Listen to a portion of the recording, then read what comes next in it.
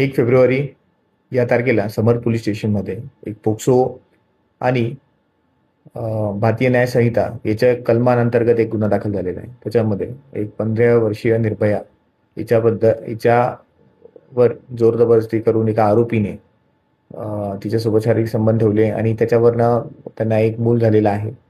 ही खबर तेव्हा कळाली जेव्हा परिवारामध्ये त्या निर्भयाच्या मोठ्या बहिणीने घराच्या आत शिरताना तिला दरवाजा वाजवला, दरवाजा उघडला नाही गेला. जेव्हा त्यांनी आतमध्ये आले तेव्हा तिथे रक्ताचा सराव झालेला होता.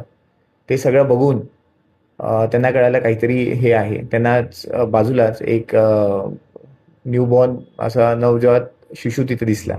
ते दिसल्यानंतर त्यांनी हॉस्पिटलला घेतला.